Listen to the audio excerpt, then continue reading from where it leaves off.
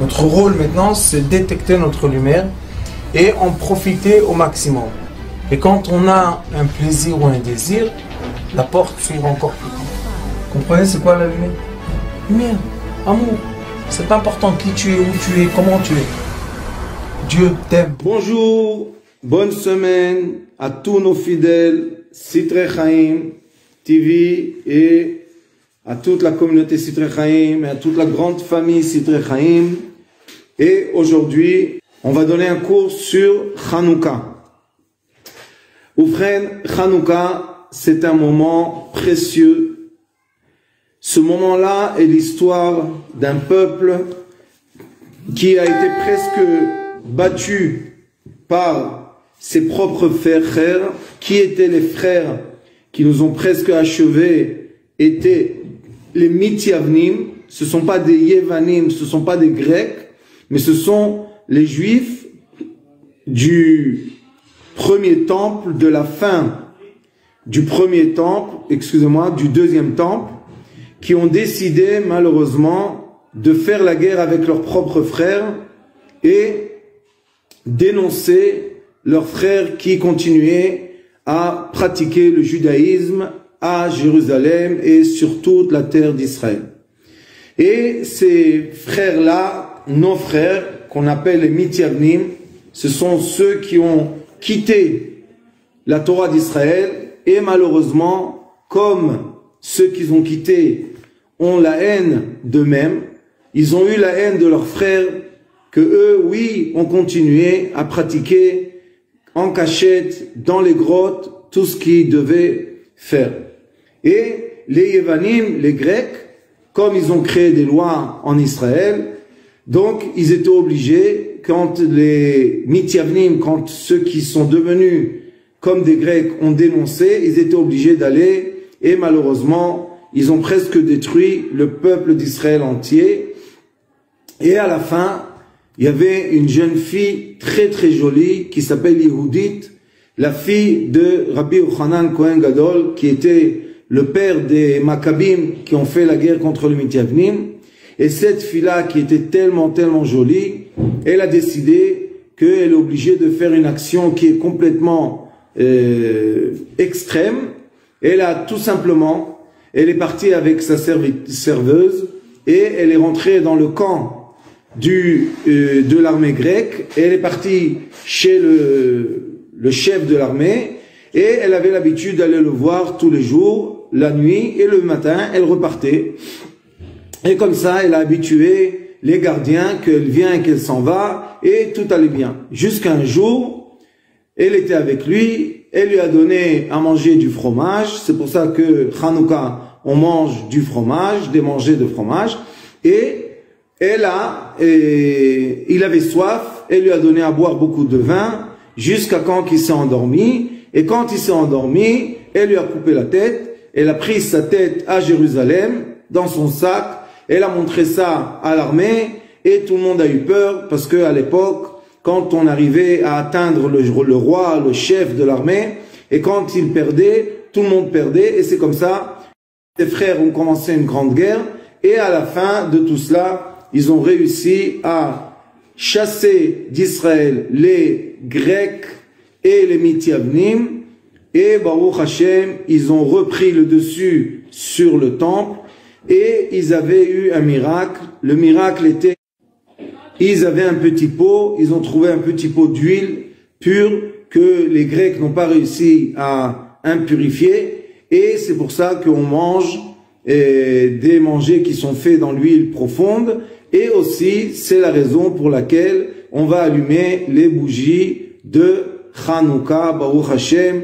Et le plus important, c'est que cette fête de Hanouka, 8 jours, on doit être en famille, on doit être ensemble. Pourquoi? Parce que une des mitzvot de Hanouka, de Nissan, ça veut dire qu'on doit publier à tout le monde le grand miracle qu'on a eu avec ce pot d'huile. Alors, ces jours-là, nous avons eu des grands miracles, et ces miracles-là, ils sont écrits dans les livres, et c'est pour cela qu'on fête pendant 8 jours, Pourquoi 8 jours? Parce que c'est au-delà de la nature. Qu'est-ce qui s'est passé au-delà de la nature? Le miracle des Hashmonaïm, le miracle des 5 frères et la menorah qui s'est allumée. Et une des choses les plus importantes qu'on doit comprendre pendant cette fête-là, c'est ce qu'on va dire tous les jours. Ceux qui font la prière, la Hamida, on va dire Alanissim. Et quand on dit Alanissim, on révoque les miracles qui se sont faits pendant les jours de Matityahu ben Yochanan. Je vous traduis ce qui est écrit dans la prière. Le grand prêtre, Kohen Gadol, Hashmonai Ubanav, le Hashmonai avec ses enfants. Kshamda Malchut Yavan. Shamda Malchut Yavan Arisha. Alamcha Israël, les Grecs ont été sur le peuple d'Israël. Les Ashkicham Toratra, ils voulaient une chose, rien qu'on oublie la Torah, c'est tout ce qu'ils voulaient. Ils voulaient pas qu'on nous tue, ils voulaient rien nous faire physiquement, ils ont juste demandé de nous tuer spirituellement et qu'on soit tous malheureusement complètement assimilés entre les peuples qui nous entourent. Et la aviram et chuker et sonecha. Tout ce qu'ils voulaient, c'est qu'on arrête de faire la volonté divine. Pourquoi ils voulaient qu'on arrête de faire la volonté divine? Parce que ils ont dit que on doit arrêter, comme vous savez que je vous ai expliqué déjà au début du cours aujourd'hui, que c'était les Mityavnim, que c'était ceux-là qui ont quitté la Torah d'Israël et ils sont partis dans la Torah des Grecs. Je comprends pas pourquoi passer d'une discipline à l'autre, puisque de toute manière, quand ils étaient grecs, ils étaient obligés d'aussi faire tout le travail de sacrifice et de prière et tout ça, sauf que c'était vers l'idolâtrie grecque. Et quelle est la différence? Ici, Baruch Hashem, aussi, il y a une grande différence. Nous, on fait tout ça à un Dieu, le Dieu unique. Eux, ils font ça à plusieurs statuts. Mais, en vrai, dans la vie réelle, eux ont un rituel et nous, on a un rituel. Donc, quel est le problème? Et toi, avec ta miséricorde immense, ça veut dire que la miséricorde divine était là, présente à nos côtés, quand on était dans ce moment très difficile, très négatif, et de qui on parle? On parle de très peu de juifs qui sont restés juifs malgré tout ce qu'ils ont fait leurs frères. On est restés, nous, juifs, et on était très peu. Ravta et Rivam, qui a fait la guerre pour nous? Akadosh Baruch Hu. Danta et Dinam, qui a jugé? Akadosh Baruch Hu. Nakanta et Nikmatam, qui a pris la revanche du peuple d'Israël? C'est Akadosh Baruch Hu. Masarta Giborim Beyad Chalashim. Et tu as donné dans la main des faibles, puisque les Hashmonaïm étaient une famille avec 5 garçons et leur fille Oudite, c'était très faible. Tu as donné les grands héros de la génération qui étaient les Grecs, tu leur as donné la force de être plus forts que ceux qui étaient faibles sont devenus beaucoup plus forts. Verabim be'ad me'atim, ceux qui étaient nombreux, tu les as donnés dans la main de ceux qui étaient très peu. Et maintenant, écoutez qu'est-ce qu'il est écrit. Utmeim beyad teorim. Tu as donné ceux qui sont impurs dans la main de ceux qui sont restés purs. Et là, on commence à poser des questions. Jusqu'à là, on peut dire que la prière parle de la guerre qu'il y avait entre qui? Entre les juifs et les non-juifs. Mais là, maintenant, on parle d'une guerre interne. On ne peut pas dire impur sur quelqu'un qu'on ne dit pas pur. Et comme la purification tahara, je parle de la purification juive, je ne parle pas de la purification des injuifs, mais je parle de la purification des juifs et les gens impurs juifs. Donc tu as donné ceux qui sont devenus impurs dans la main de ceux qui sont restés purs. Est-ce qu'on parle de la guerre du peuple d'Israël avec les gens étrangers, ou bien on parle de la guerre du peuple d'Israël avec notre propre frère? Eh bien, la réponse est très très simple. Ceux qui décident de quitter les règles et qui pensent que quand on a quitté les règles du judaïsme, on n'appartient plus au peuple juif, ils vont avoir tort. Il est écrit dans le Zohar Kadosh et dans le Talmud, Israël afalpi shechata Israël ou. Celui qui est né au peuple juif ne peut jamais se convertir à une autre religion. Point à la ligne. C'est pas parce que c'est nous qui décidons les lois, c'est parce que Akadosh Baruch Hu a décidé les lois. Une fois, j'ai eu la chance de rencontrer une très grande maître de Kung Fu chinoise qui est descendante de Shaolin, 86 générations, et elle m'a dit que aussi dans le bouddhisme, on ne peut pas se convertir à une autre religion. Donc ça existe des religions qu'il n'y a pas de converti, on ne peut pas être converti à une autre religion. Mais c'est pour cela que même si tu as tout quitté, tu penses que tu as tout quitté, mais en vrai tu seras toujours jugé et condamné comme un juif. Donc te sauver du judaïsme ne sert à rien. Et comme on sait que Akadosh Baruch Hu c'est la miséricorde même pure et sainte, il est écrit Lama Akadosh Baruch Hu irba Torah mitzvot l'Israël. Pourquoi Akadosh Baruch Hu a donné tellement de règles et de lois et de commandements au peuple d'Israël? Mishum sheratza Akadosh Baruch Hu zakot et Israël. Lefichach irba lem Torah mitzvot. Comme Akadosh Baruch Hu voulait que nous, le peuple d'Israël, on soit toujours positivement jugés, il nous a augmenté, il nous a multiplié par millions des mitzvot. Cela veut dire que en vrai, si on prend les règles du Rambam et on veut maintenant juger un juif, est-ce qu'il est condamné positivement ou négativement, sachez que par le compte simple mathématique de nos actions, comme presque chaque action qu'un juif fait, c'est une mitzvah, on est tous zakaim va'amach Kulam tzadikim leolam irshu aretz. Ton peuple seront toujours des tzadikim, et c'est pour ça qu'à la fin des temps, tout le monde va être dans la terre sainte, qui est le paradis sur terre et dans le ciel. Rechaim beyat tzadikim. On ne peut pas dire racha sur quelqu'un qui est non-juif, parce que chez lui, ça s'appelle pas racha ou tzadik.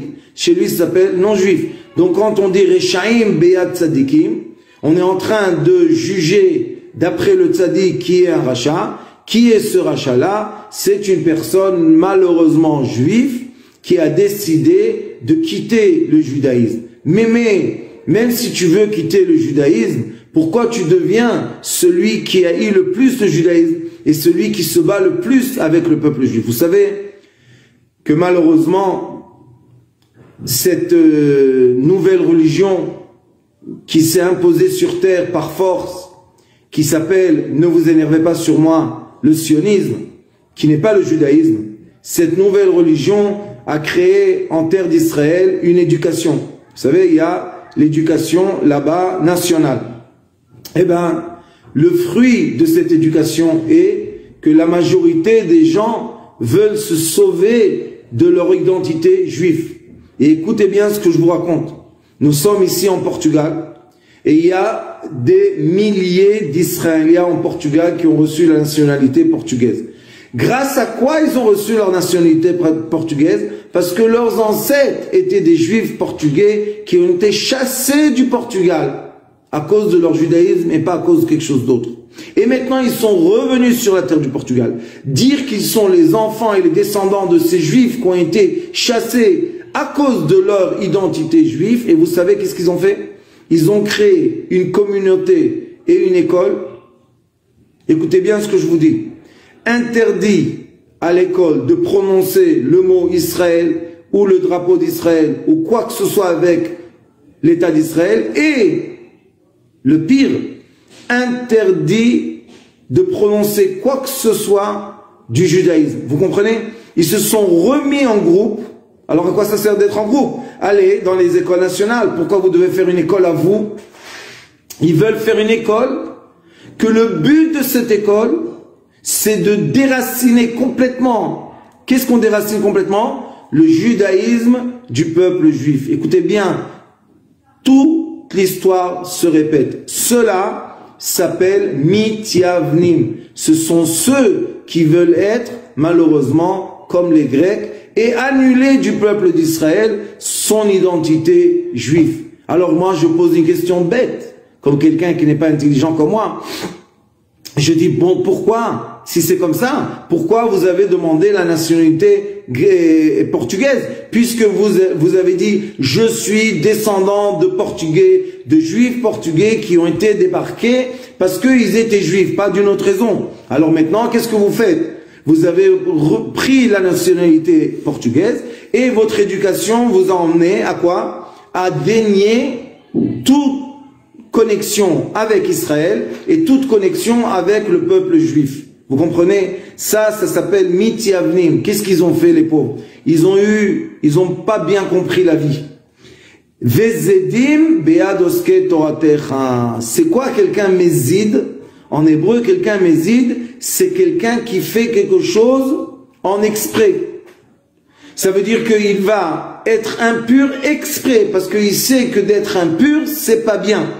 Quelqu'un va transgresser le Shabbat, pas parce qu'il est ignorant, le pauvre, parce qu'il n'a pas été éduqué dans le Shabbat, pas à cause de ça, parce qu'il sait c'est quoi le Shabbat, et maintenant il va faire exprès de transgresser le Shabbat.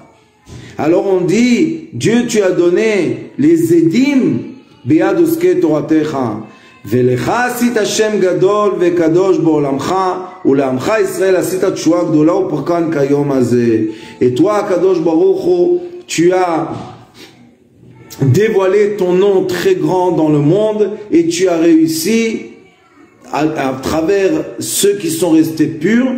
Qu'est-ce qu'il a réussi? Quelle était la plus grande réussite des Hashmonaïm, qui étaient des prêtres qui sont restés purs?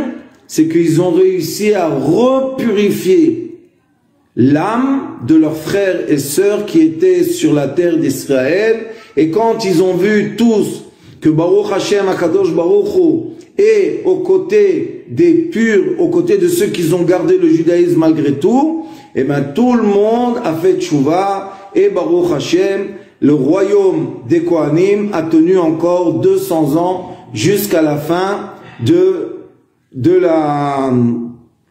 jusqu'à la fin du deuxième temple. Et après les Romains sont venus, et aussi là-bas, qui a emmené à la destruction du deuxième temple était une machloket, la haine qu'il y avait entre deux juifs, Kamtsa et Bar Kamtsa. Le Kamtsa est le fils de Kamtsa. Et comme il a eu tellement honte, tout le monde connaît l'histoire, qu'il est venu dans un mariage de son ennemi, et l'ennemi le détestait tellement, il lui a dit, ne me fais pas honte, je suis venu, je sais, mais là je suis maintenant là, laisse-moi payer mon repas, il lui a pas accepté, laisse-moi payer le repas de ma table, il n'a pas accepté, il lui a dit, je paye tout le mariage, mais ne me fais pas la honte, et il n'a pas accepté. Qu'est-ce qu'il a fait? Il est parti en Rome, et il est venu voir le César, et il lui a dit, monsieur le César, vous savez que les Juifs d'Eretz Israël pensent que vous êtes quelque chose de impur. Alors il lui a dit, ah bon? Mais ce sont des gens sages, comment tu dis ça? Il lui a dit, si tu vas venir en terre d'Israël, tu vas voir que si tu touches un verre de vin, les Juifs ne vont pas boire. Mais s'il y a une mouche dans un verre de vin, ils vont sortir la mouche et ils vont boire le vin. Donc pour eux, ils te méprisent et tu es moins qu'une mouche. Le César, sa femme, elle a entendu ça. Elle lui a dit, qu'est-ce que c'est ces orgueilleux? Pour qui ils se prennent? Toi, César, tu es le maître du monde. Et ils sont venus faire la guerre à Jérusalem. Vous comprenez que toute cette guerre a commencé par qui? Par la haine gratuite qu'il y a entre nous. Et c'est pour ça qu'on est sorti dans une exil de 2000 ans à cause de la haine gratuite, que Dieu nous en préserve, que cette haine gratuite-là nous fait tellement de mal pendant tellement de générations. Et pour Gilui Arayot, Shpichut Damim V'Avodah Zara, pour avoir l'adultère, pour avoir des problèmes dans la famille d'intimité, pour avoir été des idolâtres, pour tout ça, on est sorti en exil 70 ans. Mais pour la haine gratuite, on est 2000 ans dans l'exil. Et vous savez quelle est la raison de l'exil? Il est écrit que Israël sont sortis en exil pour une chose, pour qu'ils vont se mélanger entre les peuples. Et quelle est la raison qu'ils vont être entre les peuples?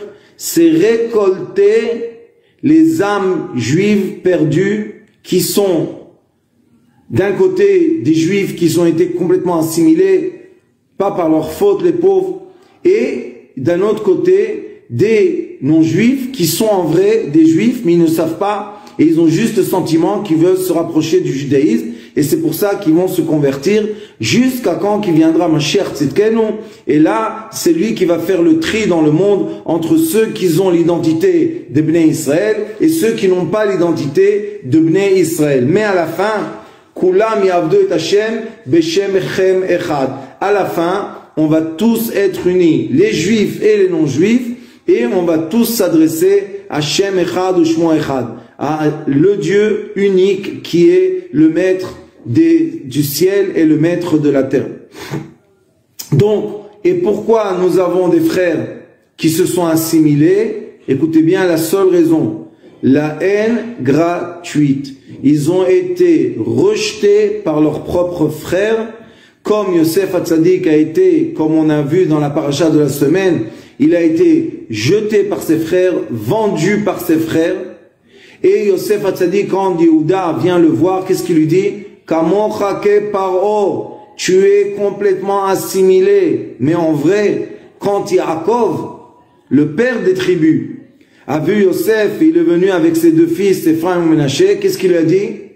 Ephraim et Menaché, Banai Emli, ce sont mes enfants comme les tribus, et Yosef a eu droit que de lui sont sortis deux tribus, Ephraim ou Menaché. Ça veut dire que Yosef, il s'est jamais assimilé, sauf que, comme il a vécu dans l'exil de l'Égypte, et comme il devait nourrir ses frères, Akadosh Baruch Hu l'a envoyé en mission d'être chez Pharaon dans le royaume pour être capable vraiment un jour de transformer la haine gratuite qui était la séparation entre les frères en amour gratuit que Yosef a emmené ses frères en terre de Goshen et il les a nourris pendant 70 ans. C'était le patriarche qui a nourri le peuple d'Israël le plus nombreuses d'années. Tous les autres patriarches ont réussi à être ceux qui nourrissent le peuple d'Israël pendant 40 ans.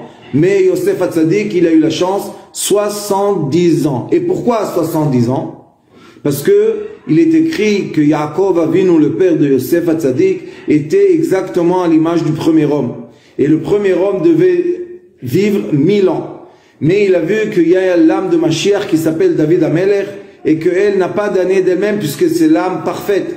Donc le premier homme a donné à l'âme de Mashiach 70 ans de ses journées, de ses années.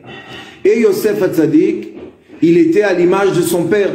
Vayar Bediukan Aviv, il avait l'image de Yaakov. Donc Yosef Hatzadik était à l'image du premier homme. Et c'est pour ça que Yosef Hatzadik a réparé 70 ans en donnant la nourriture et le confort et la sécurité à ses frères, aux tribus qui l'ont jeté, qui l'ont vendu, qui l'ont haï, qui voulaient le tuer. Et lui, il n'a pas eu de rancune. Au contraire, il a compris, on est tous les fils de Yaakov, on est tous les fils d'Israël, on est tous les fils de Yitzhak et de Abraham. Et c'est pour ça qu'il est écrit dans la Mishnah qu'on n'a pas le droit de détester nos frères 3 jours d'affilée. Celui qui est dans la haine de son frère pendant 3 jours, plus que 3 jours, il faut poser la question, est-ce que vraiment ses parents sont vraiment de cette nation? Ou bien peut-être il y a eu un mélange de nations, parce que c'est impossible d'avoir la haine de son frère plus que 3 jours. Et Yosef Hatzadik, malgré tout ce qu'ils lui ont fait, malgré tout ce qui s'est passé avec lui, il n'a pas retenu la haine, au contraire, c'était une âme de miséricorde, de grande miséricorde, et il a ramené ses frères, il leur a donné à manger, il les a nourris pendant 70 ans. Et à la fin, 70 ans, nourrir ses frères, vous savez combien de peuples d'Israël ils étaient, de nourrir tout le monde, de leur donner à tous la sécurité et le confort. À la fin, avant de décéder, il a été obligé de les faire jurer qu'un jour, quand ils vont repartir en terre sainte, avec l'aide de Dieu, qu'on ait tous le mérite bientôt, Mashiach Tzidkenu Beroshenu, quand ils vont repartir dans la terre sainte, il leur a dit, n'oubliez pas de me prendre avec vous. Imaginez-vous comment on peut oublier Yosef Hatzadik, qui est devenu un des pharaons, quelqu'un de très puissant en Égypte, et lui-même dire, à la fin de sa vie, dire à ses propres frères, ne m'oubliez pas en Égypte, prenez-moi avec vous en terre d'Israël. Et il y avait une qui s'appelait Sarah Bat Asher, elle était la petite fille de Yaakov Avinu, elle a eu la chance d'annoncer à Yaakov Avinu, Od Yosef Chai ou Melech Bemitzrayim, tu as la chance que ton fils Joseph est vivant, il est le roi en Égypte, et grâce à ça, qu'elle a rendu à Yaakov la joie, elle est restée vivante jusqu'à la fin des temps et elle est rentrée en terre d'Israël. Et elle, quand Moshe Rabbeinu a été chercher la tombe de Yosef, il savait pas où il était, et ben elle est partie et elle lui a dit allez Shor, allez Shor. Yosef il s'appelait Shor, s'appelle le taureau. Il lui a dit allez Shor, ils étaient au Nil et la tombe est sortie du Nil et ils ont pris, Moshe Rabbeinu a pris avec lui la tombe de Yosef et il est écrit que la tombe de Yosef allait avec le Sefer Torah avant le troupeau d'Israël, et c'est elle qui les a emmenés 40 ans dans le désert, et après Yosef Hatzadik est rentré en terre d'Israël dans sa tombe avec toutes les autres tribus. Donc nous avons ici une histoire magnifique. D'un côté, la haine qui a été publiée et diffusée par ceux qui ont quitté leur propre famille, leur propre nation, et d'un autre côté, l'amour gratuit des Kohanim qui ont voulu rétablir le travail du temple. Pourquoi? Qu'est-ce que les Kohanim faisaient au temple? Ils donnaient des sacrifices. Et qu'est-ce que c'était ces sacrifices-là? C'est pour purifier le peuple d'Israël de toutes ces avérotes. Il y avait le Tamid, c'était le sacrifice éternel, Tamid, et on le sacrifiait le matin et le soir, et c'était pourquoi toutes les avérotes que le peuple d'Israël ont pu faire toute la nuit, le sacrifice du matin annulé, et toutes les avérotes qu'ils ont fait pendant la journée, le sacrifice de l'après-midi avant la nuit annulé. Ça veut dire que les Kohanim, jusqu'aujourd'hui, quand ils montent dans l'arche sacrée et ils bénissent le peuple d'Israël, qu'est-ce qu'il est écrit? Levarech et amo Israël be'ahava. On est obligé de bénir le peuple d'Israël avec de l'amour gratuit. Et les Kohanim, ceux-là qui ont dû faire la guerre avec leurs propres frères, que par la haine gratuite, ont presque fait oublier la Torah d'Israël au peuple d'Israël. Malgré cela, les Kohanim sont rentrés, ils ont purifié le temple pour sacrifier encore une fois, emmener les sacrifices. Pour faire quoi? Pour annuler du peuple d'Israël toutes les mauvaises choses. Donc on voit que les Kohanim, les prêtres, malgré qu'il est écrit qu'un prêtre c'est quelqu'un de très nerveux, on sait que les Kohanim, Zerakzanim, ils sont nerveux, malgré ça, ils ont l'amour de leurs frères et ils veulent le bien de leurs frères du peuple d'Israël.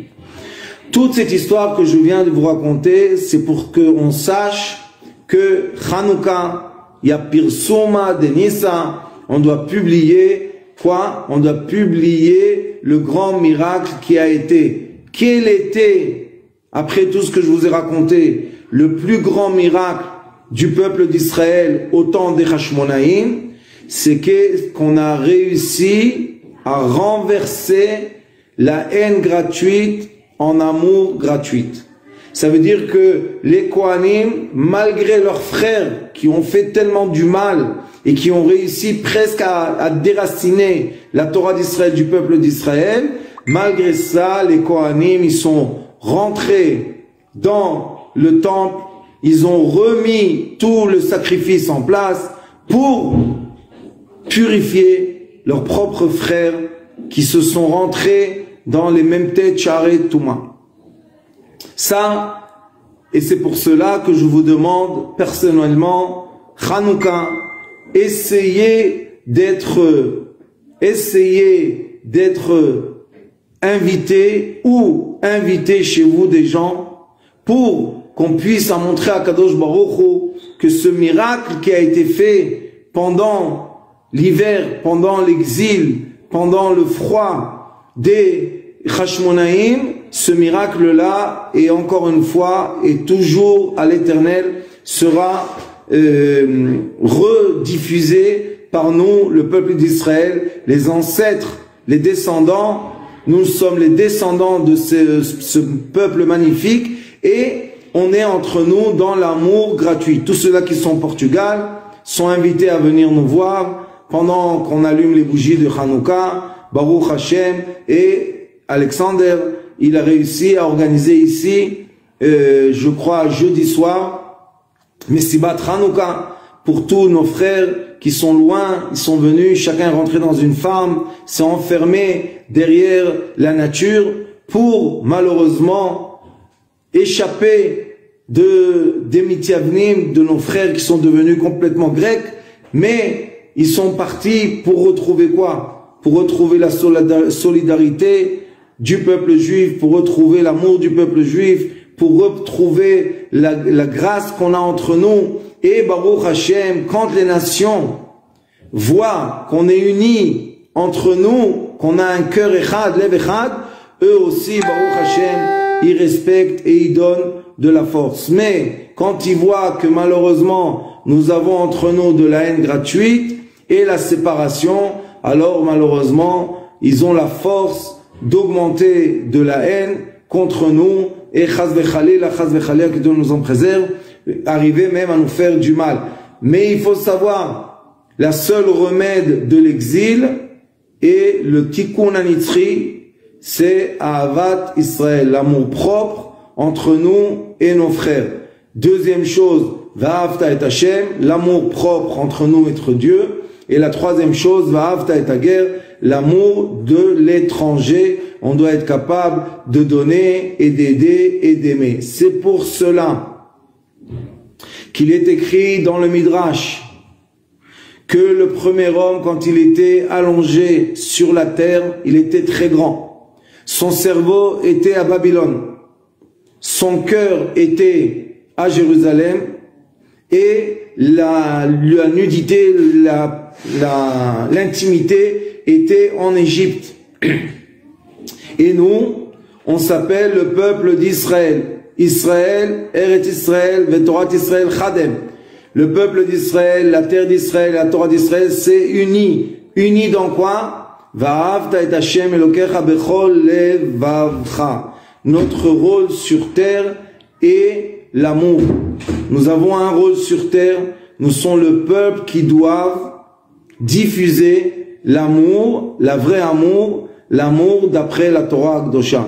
Et si on diffuse l'amour autour de nous, et entre nous, nous avons de l'union, aucune union, aucune nation peut nous faire du mal. Donc, si vous voulez vraiment réussir à atteindre le tikkun anitzri, faire le vrai tikkun de l'âme d'Israël, vous devez regarder autour de vous où vous êtes capable, chacun de vous, de diffuser l'amour propre, l'aide, la générosité, la miséricorde, pour rassembler les âmes du peuple d'Israël tout autour de cette Chanoukia, de cette menorah magnifique.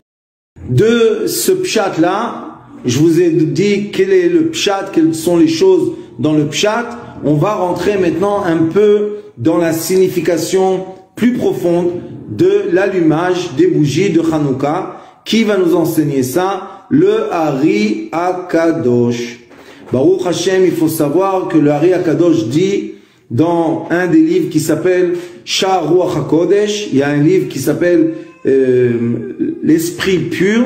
Et là-bas, le Ari Akadosh nous enseigne, il nous dit qu'est-ce qu'il faut faire, comment on doit, quelles sont les intentions qu'on doit avoir dans les mitzvot, ça dans le Shar HaKavanot. Mais dans le Shar Ruach HaKodesh, le Ari Akadosh nous dit, sachez qu'il y a des aspects dans la dimension du secret de la Torah qui sont permis à tout le monde. C'est comme ça qu'il dit. Il faut enseigner ça aux hommes, aux femmes et aux enfants. Pourquoi? Parce qu'il dit, moi j'ai dévoilé l'intention interne.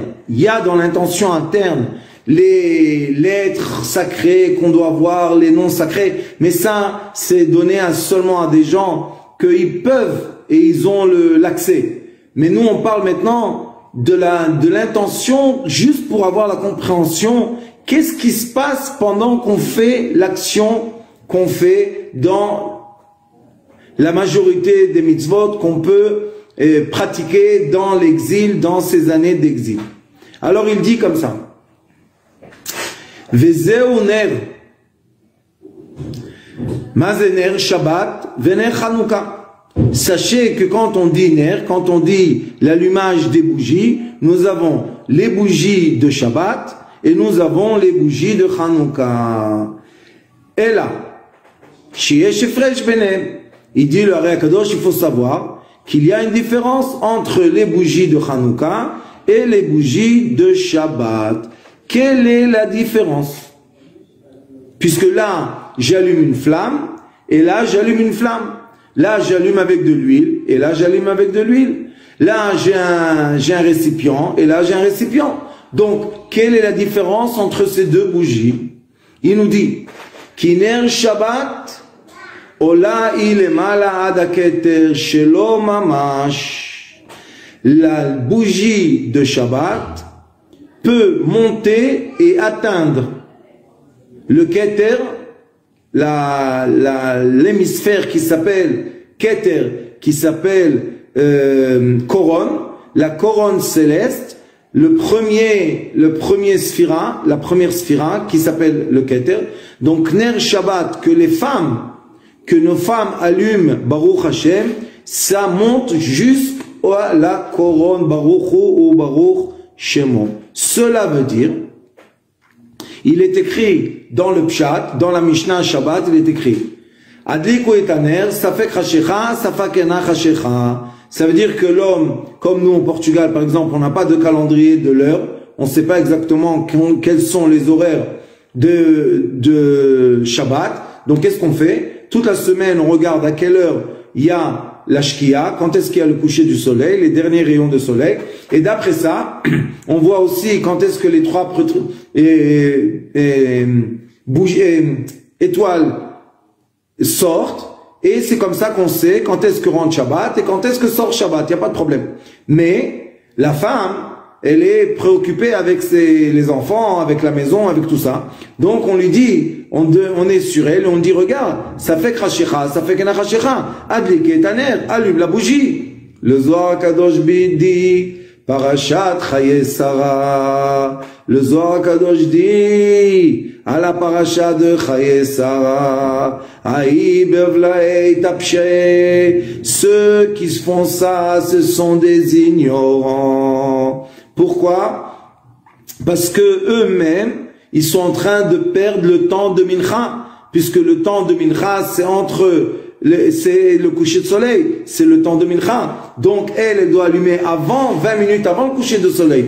Alors il dit, pourquoi tu es là en train de lui dire, allume les bougies de Shabbat et toi-même tu perds le temps de Mincha? Dis le Zohar Kadosh, qu'est-ce que tu crois, hein? Que ta femme elle veut pas garder Shabbat exactement comme toi? Bien sûr qu'elle veut, sauf toi, tu lui donnes pas assez de confiance qu'elle va allumer les bougies à temps. Il dit non, non, non, non, non, non, non. Ah, au lieu de rester à la maison et de s'énerver avec elle pour lui dire à quelle heure tu dois allumer les bougies, il dit va à la synagogue, dit Shir HaShirim. C'est quoi Shir HaShirim? On va à la synagogue une demi-heure avant le temps de Mincha et on dit Shir HaShirim. Shir HaShirim, c'est quoi? C'est la chanson, le cantique des cantiques. Si vous regardez YouTube, Sitrei Chaim, vous allez voir que nous avons beaucoup de cours sur Shir HaShirim, cantique des cantiques, qui est quoi? Qui est les secrets de l'amour entre l'âme et Akadosh Baruch Hu, et le secret de l'amour entre l'homme et sa femme. Alors il dit que comme Shabbat s'appelle Shabbat Amalka, comme le Shabbat c'est la reine, c'est la femme, donc on est obligé Shabbat lui donner le royaume. Mais si on commence le Shabbat avec des nerfs, allume la bougie, allume pas la bougie, il est temps, il n'est pas le temps, pourquoi tu es en retard, et on s'énerve avec elle, malheureusement elle est rentrée dans le Shabbat triste. Et plus que ça, le Zohar HaKadosh dit que quand la femme elle allume la bougie de Shabbat, écoutez ce qu'il est écrit, elle illumine la sagesse de son mari. Ça veut dire que si elle va allumer la bougie de Shabbat avec tristesse, le pauvre, la semaine qui va venir, il va avoir de l'obscurité. Mais si elle va allumer la bougie de Shabbat avec amour, avec calme, avec tout ce qu'il faut, la semaine, il va avoir l'esprit clair, plein de lumière et de chokhmah. Et c'est ce qu'il nous dit ici, le Ari HaKadosh. Vezeu ner Shabbat vener Chanukah. Voilà, il y a la bougie de Shabbat et la bougie de Chanukah. Et la sheesh efresh benehem. Quelle est la différence entre eux?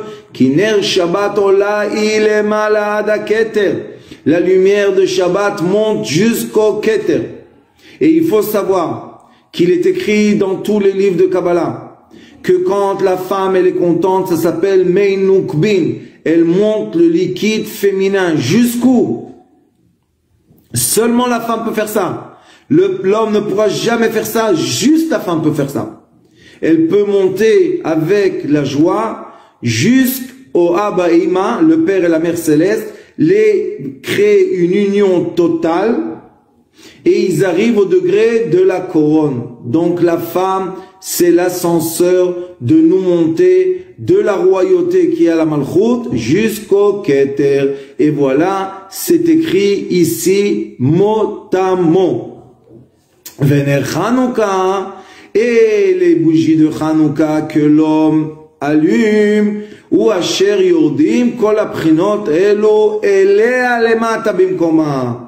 Ça veut dire que les bougies de Hanouka que l'homme allume, ça doit descendre la lumière du Keter, elle doit arriver et atteindre qui? La femme, la royauté. Ce n'est pas fait pour moi, mais c'est fait pour elle. Ça s'appelle Or Yachar ve Or Choser. La lumière qui vient vers nous quand on allume les bougies de Hanouka et la lumière qui retourne vers les cieux quand elle allume les bougies de Shabbat. Alors vous voyez, Baruch Hashem, comme presque toutes les fêtes, quand le Ari HaKadosh explique que toutes les fêtes sont faites pour que la lumière de la couronne ou la lumière du Père atteignent la royauté, la malchut. Et l'homme qui s'appelle le Yesod, tout son rôle, c'est être un conducteur de lumière. Et n'est pas la lumière même. Il est juste conducteur de la lumière pour atteindre, Baruch Hashem, la royauté sur terre et pour la rendre heureuse. Et c'est pour cela que quand on se marie, c'est l'homme qui signe à la femme la K'touba et c'est pas la femme qui signe à l'homme la K'touba. Pourquoi? Parce que c'est le rôle de l'homme de faire contente sa femme. Et c'est pas le rôle de la femme. Mais le rôle de la femme est quoi? De prendre cette générosité de son mari et l'amour qu'il lui donne et remonter ça jusqu'à la couronne pour que, en haut, dans les cieux, il voit et il juge le mari de façon positive, et d'en haut, la lumière redescend en bas sur le mari pour qu'il ait l'abondance pour donner à sa femme et à sa famille tous les besoins qu'ils ont. Baruch Hashem, tous ceux qui nous suivent et qui écoutent les cours de Sitrei Chaim sur l'intimité conjugale sur la chaîne YouTube Sitrei Chaim, prouvent que Baruch Hashem, le comportement qu'il faut avec notre femme, ça emmène seulement du bien dans le foyer. Si c'est l'éducation des enfants, si c'est la parnassa, si c'est le shalom, la paix, tout cela on peut obtenir seulement comme nous a enseigné notre maître quand on était jeune, Mordechai ben Yosef Chunan Zatzukal, paix à son âme et qui nous protège à tous et à toutes. Son âme nous protège parce que lui, la première chose qu'il m'a enseigné, c'est le comportement qu'il faut avoir avec sa femme. Et quand le Rav Klein Shlita a décidé de me nommer Rav dans le Bet Midrash Sidrei Chaim à Bnei Brak, il m'a dit, le premier cours que tu es obligé de donner ici, c'est le cours de l'intimité conjugale que tu as étudié avec ton maître. Et Baruch Hashem, on a eu la chance d'enseigner ça nombreux d'endroits et nombreux de gens. Et Baruch Hashem, tout le monde témoigne, hommes et femmes, que leur qualité de vie a changé. Et c'est pour cela qu'on doit comprendre tout cet enseignement de lumière, de bougie, tout ça, c'est le mouvement de la lumière comme on enseigne, Baruch Hashem en particulier, quand on enseigne les élèves de l'école Sidrei Chaim, l'école de la thérapie alternée, de la thérapie lumière. Et là-bas, dans la thérapie lumière aussi, nous avons toutes les preuves et tous les indices et tous les supports écrits que la lumière Or Yachar, cette lumière-là descend tout le temps vers l'être humain. L'être humain même, dans son cœur, parce que c'est le seul endroit qu'on doit travailler, c'est les midot. Dans notre cœur, on doit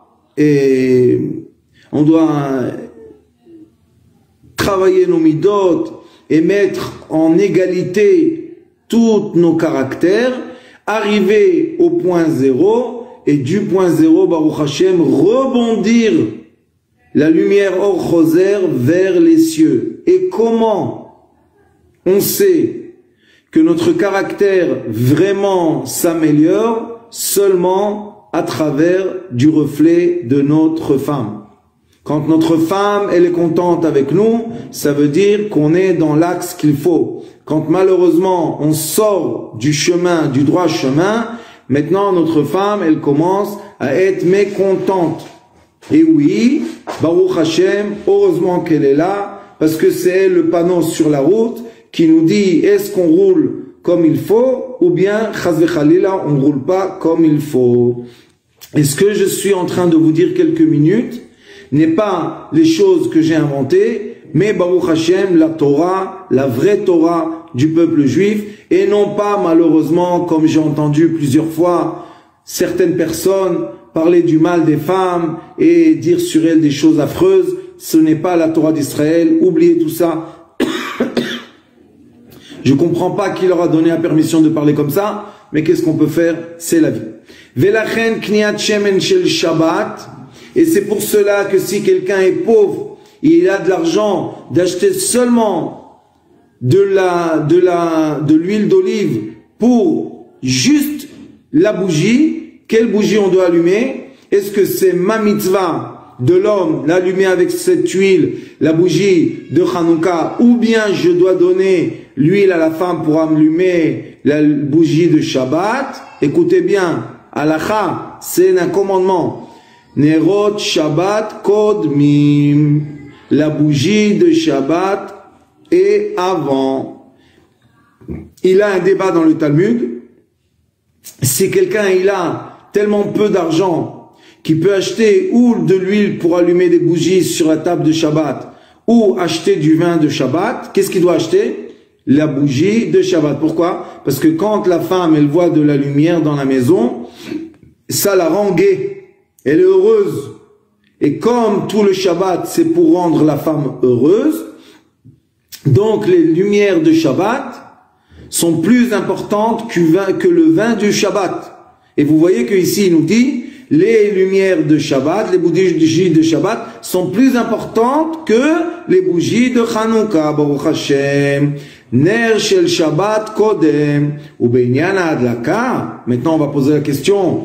Maintenant pour l'allumage, qu'est-ce qu'on doit allumer avant si on a eu la chance d'avoir de l'argent pour avoir et de l'huile pour les bougies de Shabbat de la femme et de l'huile pour la Hanoukia?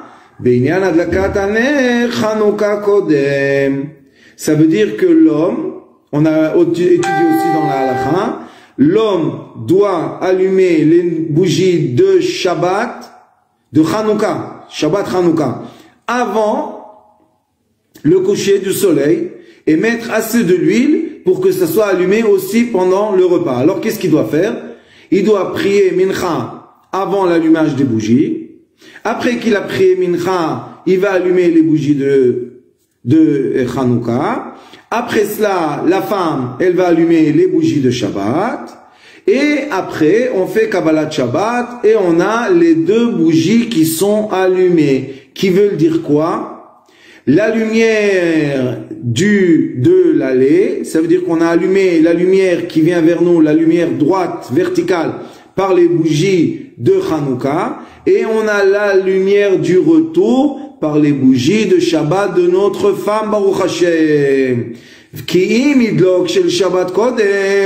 Parce que si les bougies de Shabbat vont être allumées avant les bougies de Hanouka, qu'est-ce qui va se passer avec les lumières?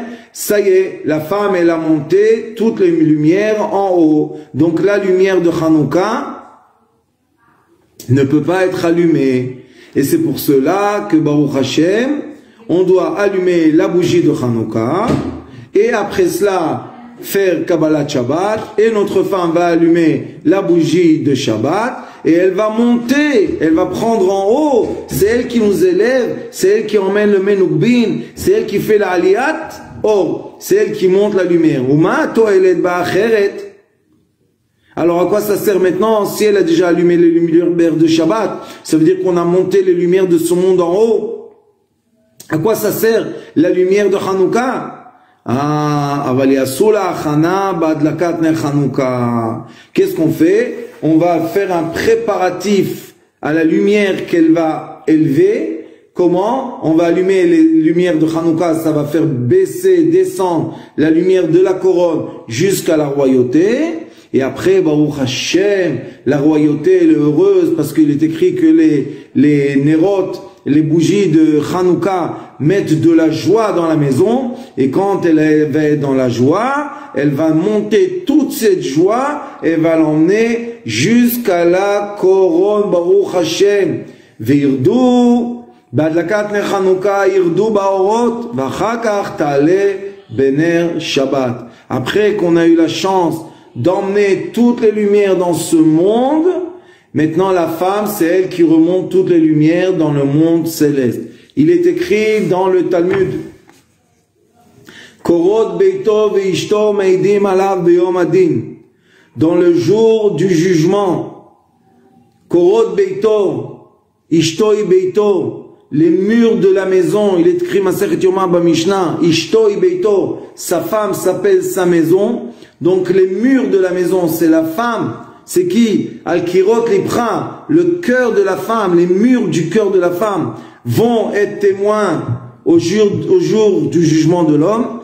Veishto et sa femme vont témoigner sur lui. Est-ce que il a vraiment fait le travail céleste qu'il faut? C'est de faire sa femme heureuse, joyeuse, lui donner tout ce qu'il peut, Mais la chose la plus importante qu'une femme veut vraiment dans sa vie, c'est la joie, c'est l'amour, c'est l'éducation des enfants. Elle est tout le temps préoccupée que Baruch Hashem y ait dans sa maison de la paix. Il faut emmener tout ça et vous pensez que le confort physique, c'est ce qui emmène la joie, vous avez tort.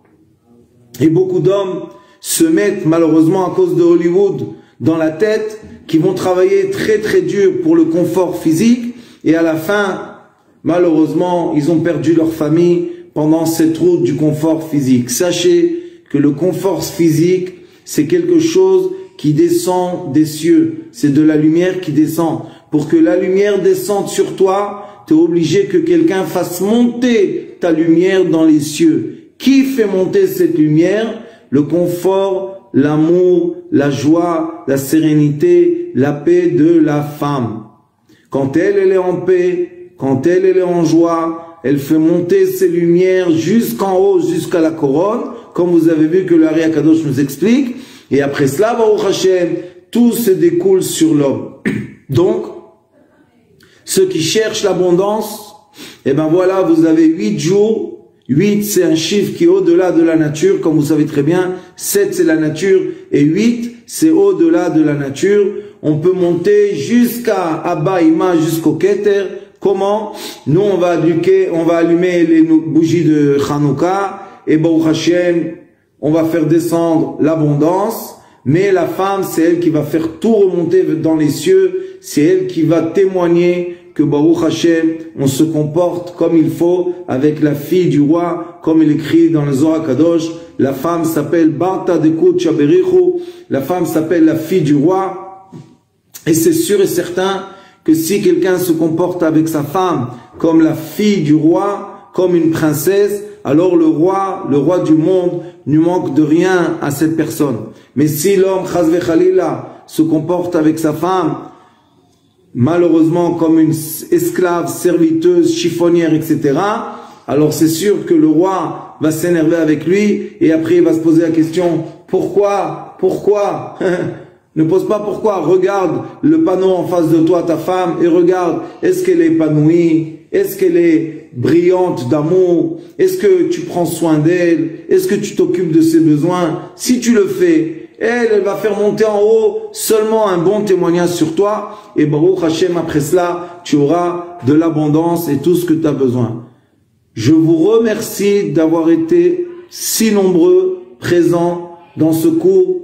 Je pense que c'est très important de diffuser la vérité partout où vous pouvez. Ces cours-là doivent être diffusés pour que Baruch Hashem, on ait la notion droite, vraie et juste de la Torah Kdosha. Et vous avez vu qu'on a commencé par le Pshat, Remez, Drash, et on est arrivé au Sod, et tout est aligné, tout est une échelle qui est posée sur terre et qui monte jusqu'aux cieux.